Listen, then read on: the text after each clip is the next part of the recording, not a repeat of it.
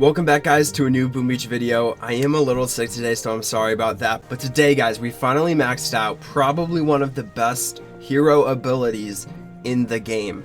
Possibly behind Battle Orders, but guys, it works incredibly well in warships. And you might have an idea of what this ability is just because I have Hookah lined up. But this ability is, of course, Second Wind. Now, a fully maxed out Second Wind will revive 24 slots, which is enough to revive a Scorcher, which is only 21 slots if you wanted to, and then it would also spawn up 3 Riflemen.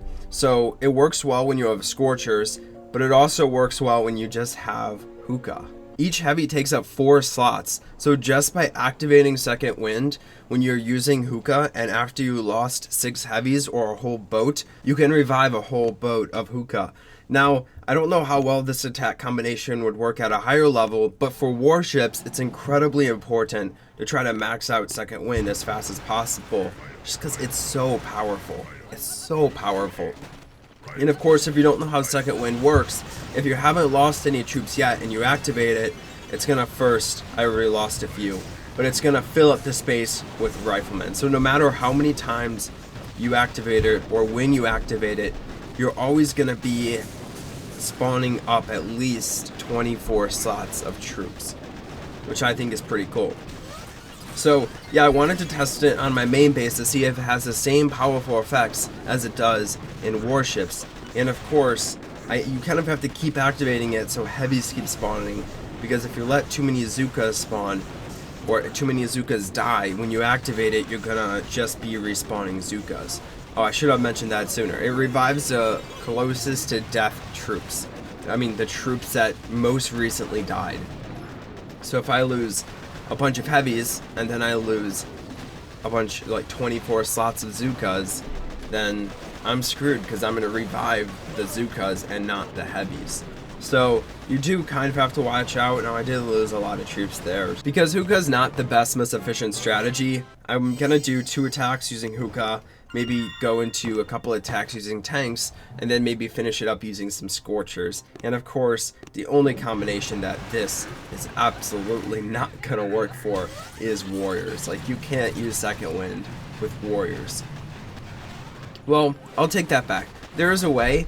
It's not the most efficient ability.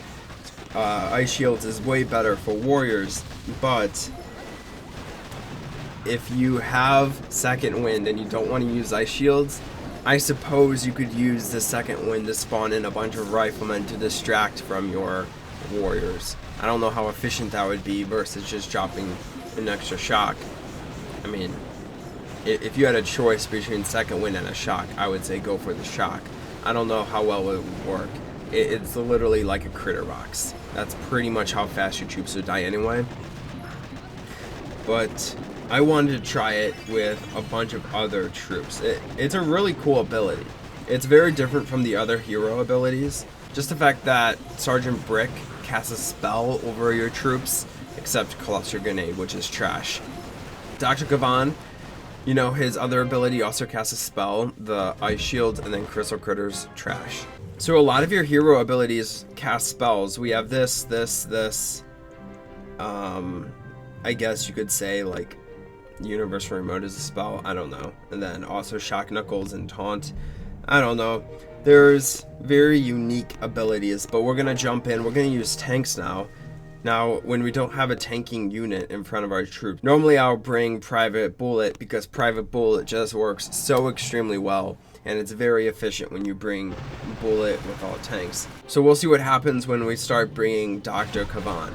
And also, guys, again, I apologize for my sickness. And actually, we can use this Universal Remote ability to hack on prototypes this time around. So we might be seeing more of that in today's video. Yeah, I apologize for being sick. It's just a cold, but I sound awful. I probably sound worse than I actually am. But right now I'm trying to get Riflemen on the front lines to start tanking for me. I'm trying not to use too much Universal Remote hack, Universal hack, or whatever it's. I don't know what the ability is called, if it's the same as Captain Everspark's ability name. Okay, man, come on, troops. I mean, when you have 24 freaking tanks, like, you shouldn't be close to losing. Especially when you're down at 550 medals. Which is very low. I know, guys. I'm sorry I'm so low.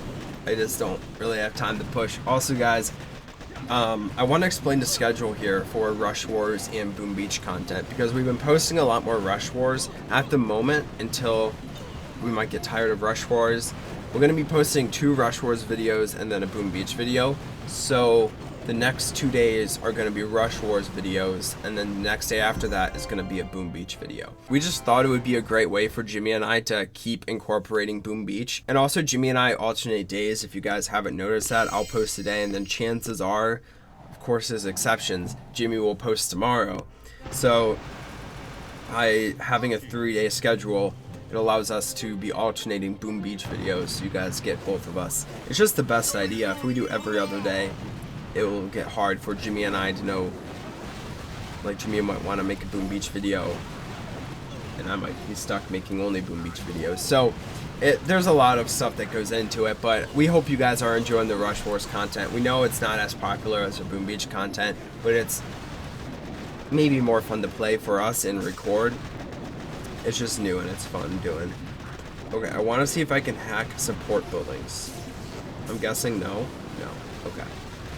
Yeah, it doesn't work on the headquarters, and it doesn't work on support buildings. So now we know that. It only works on defensive buildings. And prototypes now work, which I think they worked last time, but maybe not the time before that. We got the hackability.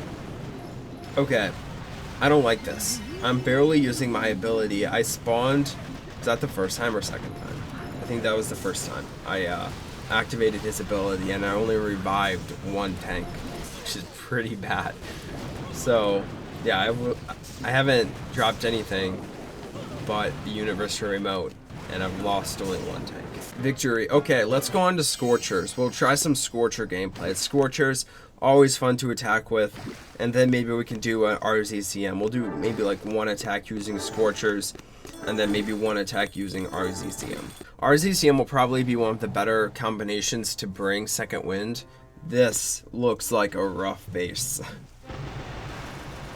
Oh my gosh. Okay, first, we'll just hack one of the shock launchers. We'll help our troops out as much as we can. This is good. Our Scorchers are gonna die fast. I want them to die so I can use my second wind to revive one of them. Away from the die. Perfect. Revive. Get that Scorcher back in action. Let's get a medkit down on my hero just so I don't lose my hero in my attempt to defeat this player. Okay, I saw a bubble. First. Another Scorcher. This combination is kind of fun to do.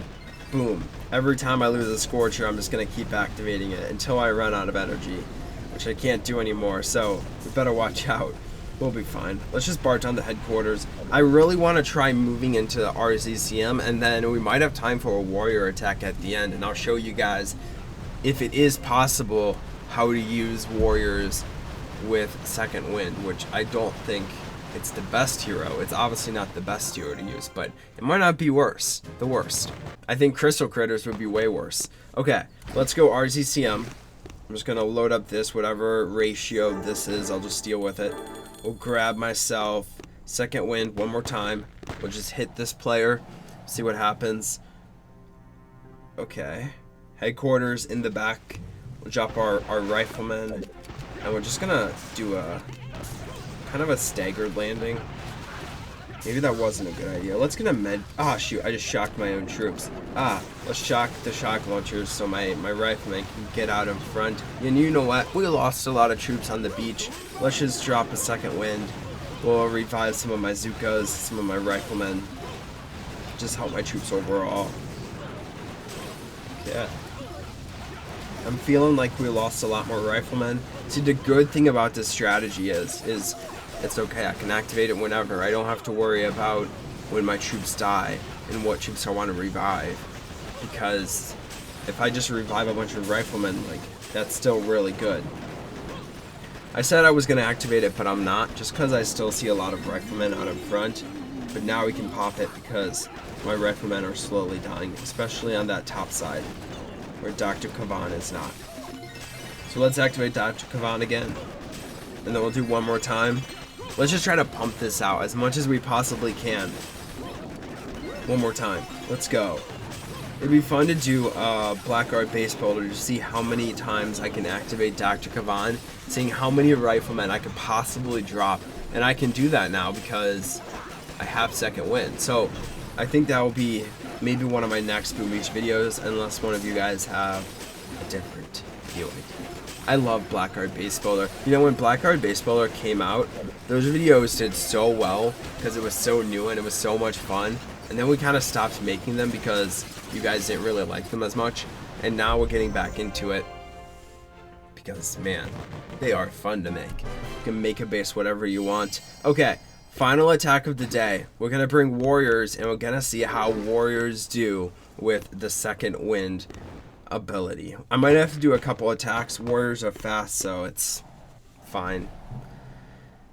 Oh, perfect. You guys will clearly be able to see what I mean when I attack this base. Smoke, flare, smoke, smoke, smoke, smoke. Perfect. We're trying to get my hero right up next to my troops.